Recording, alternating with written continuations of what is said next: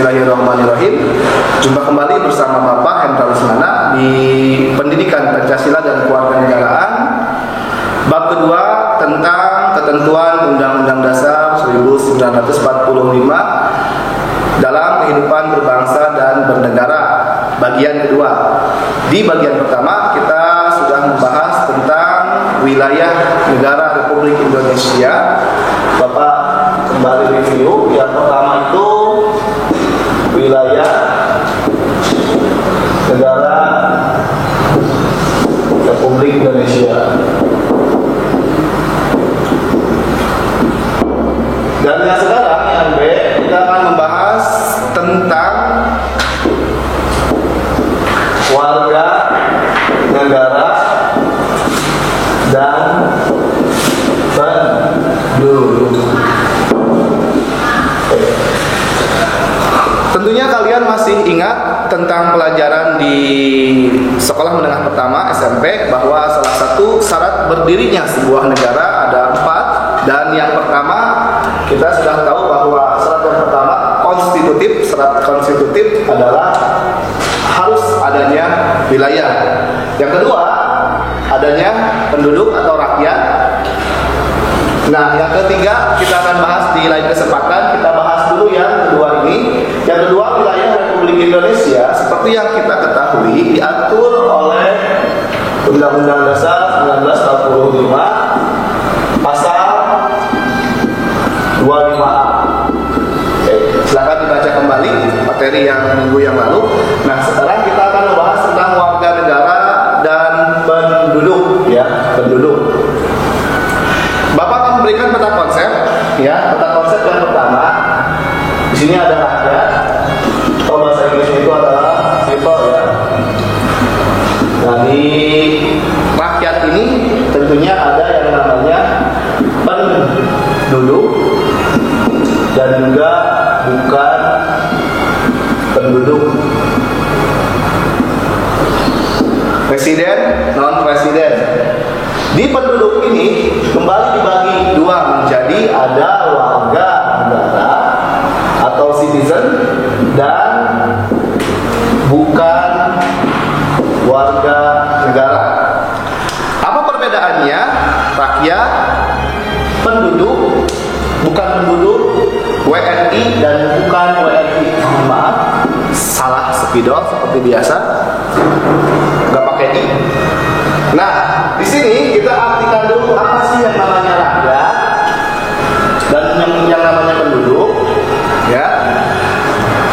Penduduk adalah sekelompok atau salah seorang atau seseorang manusia yang bertempat tinggal di suatu negara, ya. Jadi kata intinya adalah seseorang yang bertempat tinggal di suatu negara.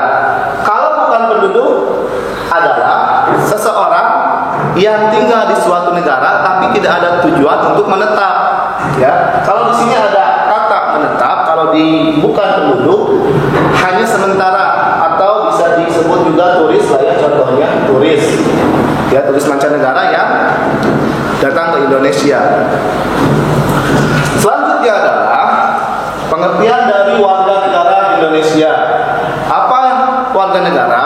Warga negara adalah seseorang yang secara hukum dinyatakan sebagai warga negara. Untuk itu adanya timbal balik antara orang tersebut dengan negara. Sekali lagi, warga negara adalah seseorang yang secara hukum tertentu dinyatakan sebagai warga dari suatu negara. Sementara bukan warga negara adalah seseorang yang secara hukum tidak diakui sebagai warga negara di dalam suatu negara. Oke, contohnya apa? Contohnya kalau yang bukan warga negara, ini kan baik itu WNI ataupun bukan WNI adalah bagian daripada penduduk. Artinya kedua ini bertempat tinggal di Indonesia. Tapi ada yang bukan warga negara. Contohnya duta besar atau konsulat jenderal, ya, atau atau konsul jenderal ya, konselor. Mereka bertempat tinggal di Indonesia, disebutnya juga penduduk tapi bukan warga negara. Karena apa? Karena mereka bukan warga negara Indonesia. Seperti itu. Selanjutnya kita akan membahas tentang asas-asas kewarganegaraan. Secara umum, asas kewarganegaraan itu ada dua, yaitu asas kewarganegaraan berdasarkan tempat kelahiran atau ius soli, dan asas kewarganegaraan berdasarkan keturunan atau orang tua, disebutnya ius sanguinis. Kita tulis pun dalam Undang-Undang Nomor 12 tahun 2006 bahwa asas-asas kewarganegaraan yang pertama adalah ius sanguinis. Kembali salah sepidol, ius sanguinis atau tersingkat berdasarkan keturunan. Sementara ius soli berdasarkan tempat kelahiran. Nah, dari dua asas yang ada di whiteboard ini, kita berikan contoh. Contohnya misalkan sanguinis itu contoh negara yang menggunakan asas ius sanguinis, di antaranya adalah Jepang, Cina, dan lain-lain ya. Sementara ius soli biasanya itu daerah Amerika Serikat ya, Amerika atau AS, Argentina dan lain sebagainya, Meksiko dan lain sebagainya. Argentina, nah ini di benua Amerika rata-rata menggunakan ius soli. Sementara ada pertanyaan, Indonesia apa menggunakan yang mana, sanguinis atau solika? Indonesia menggunakan kedua-duanya atau campuran ya. Intinya sekali lagi, ius sanguinis adalah kewarganegaraan yang ditentukan melalui keturunan atau dari orang tua, gender.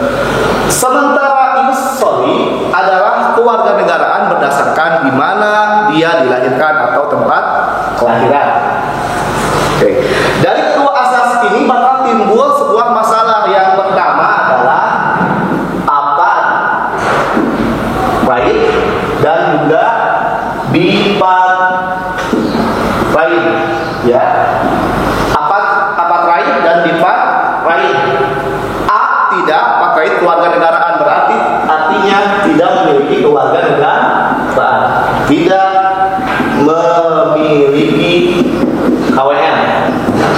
Sementara bipat right adalah berkewarganegaraan dan contohnya adalah misalkan ada seorang anak yang bernama, kalau di Amerika itu namanya siapa ya? Misalkan James lah ya, Jem. Ya. Jem ini adalah kedua orang tua Jem adalah orang Argentina, misalkan Argentina ya. Kebetulan si Jem ini lahirnya bukan di Argentina, tidak berdasarkan tempat kelahiran, tapi si Jem ini lahir di Indonesia. Jangan Indonesia, karena Indonesia campuran ya. Lahir di Jepang misalkan, di Jepang, maka Jem statusnya adalah apa? Rain. Kenapa apa Rain? Kenapa apa Rain? Karena James orang tuanya warga negara Argentina, lahir bukan di negara Argentina tapi lahir di Jepang yang menganut asas kewarganegaraan ius sanguinis. Oke. Nah sekarang bipat right ya, bipat right ber-KWN, Bapak singkat, berkewarganegaraan, jangan itu Lindan ya, Lindan, warga negara RRC, jangan RRC, Tiongkok. Nah, Lindan adalah seorang warga negara Tiongkok. Orang tuanya pun adalah warga negara Tiongkok. Ya, ini anak ya, anak yang bernama Lindan. Lahir di AS, Amerika Serikat. Linda lahir di AS. Maka Cina yang menggunakan ius sanguinis berdasarkan keturunan lahir di AS yang berdasarkan tempat tinggal, maka Linda memiliki keluarga negaraan ganda, bifat lain, ya. Bifat lain. Kalau misalkan belum paham, silahkan kalian tanyakan melalui Google Meet, boleh. Untuk yang selanjutnya, boleh juga di forum Google Classroom. Masih membahas tentang Undang-Undang Nomor 12 Tahun 2006 tentang kewarganegaraan. Yang berkaitan dengan kewarganegaraan ada pula yang namanya syarat memperoleh, ya, syarat memperoleh kewarganegaraan.